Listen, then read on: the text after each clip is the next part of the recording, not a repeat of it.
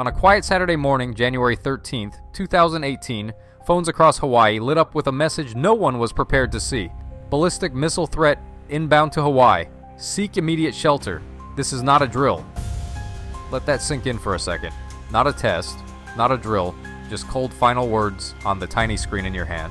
For 38 minutes, an entire state believed it was living its last moments. Parents stuffed children into storm drains.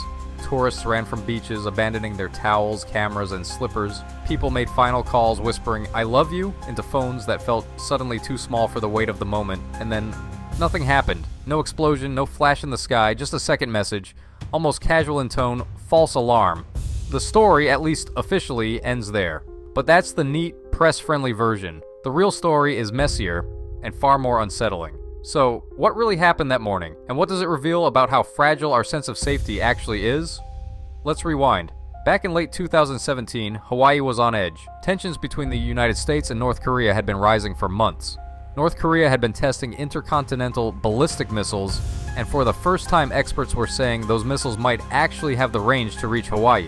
It wasn't just talk. State officials began bringing back Cold War-era civil defense drills. Emergency management held press conferences about fallout shelters and evacuation plans. And on local TV, you could see maps showing a red circle around Hawaii, illustrating exactly how long it would take for a missile to reach the islands if launched from North Korea. The answer? About 20 minutes. 20 minutes from launch to impact. So by January 2018, the fear wasn't abstract anymore. It was a math problem. One the people of Hawaii couldn't solve.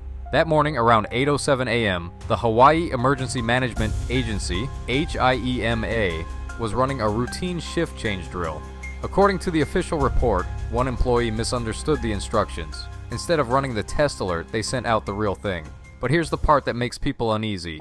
There was no "Are you sure?" button. No double confirmation step to prevent exactly this.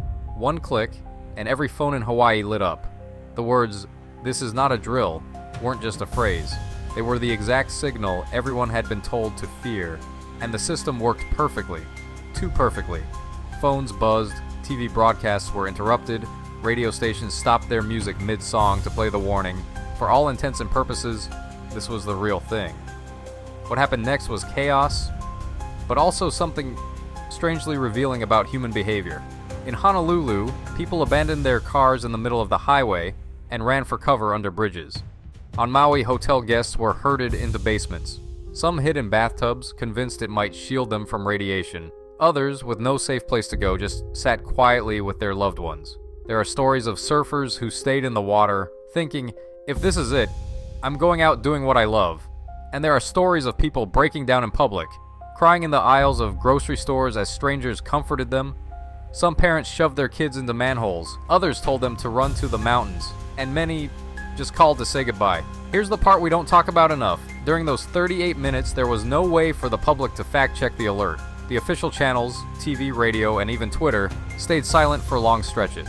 Hawaii's emergency alert system had no cancel button that could immediately tell people it was a mistake. Why? Because the system was designed only to warn, not to reassure.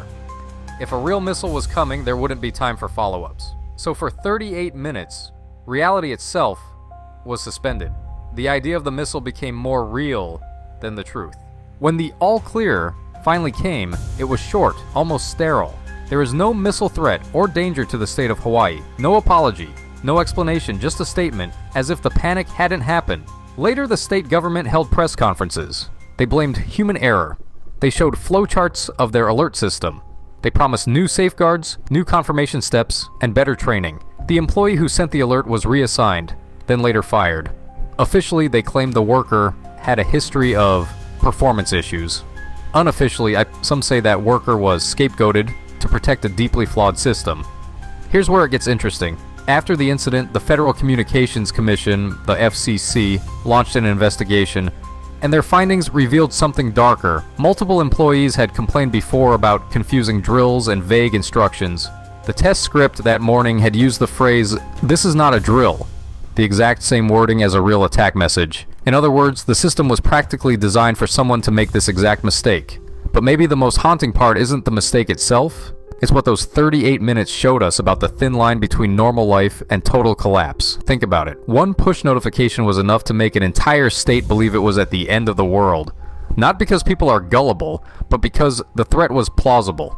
It's the kind of collective vulnerability that's hard to forget once you've seen it. Ask anyone in Hawaii who was there that morning and they'll tell you. 38 minutes is a very long time when you think you're about to die. Some say it changed them, made them appreciate life more. Others say it left a scar, an anxiety that flares whenever the sirens are tested, and some still don't trust the government's version of events. They wonder if maybe the alert wasn't purely accidental, if perhaps there was a real threat that was quietly resolved, one the public was never told about. There's no hard evidence for that theory, but the fact that so many believe it says something about the gap between official truth and public trust. Today, Hawaii's alert system is different. There's a two-step confirmation process. Drills are worded differently, and there's a way to send an immediate retraction if something goes wrong. But here's the question worth asking. If it happened once, could it happen again? Technology has improved, but human error hasn't gone anywhere. The false missile alert of January 13th, 2018 will always be remembered as a bizarre, terrifying, almost surreal chapter in Hawaii's history. It wasn't just about a button being pressed by mistake. It was about how quickly life can change, how fragile our sense of security really is, and how in moments of fear we are reminded of what matters most. If there's one thing those 38 minutes taught us, it's this.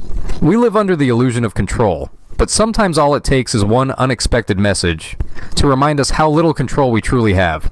And maybe, just maybe, that's worth thinking about.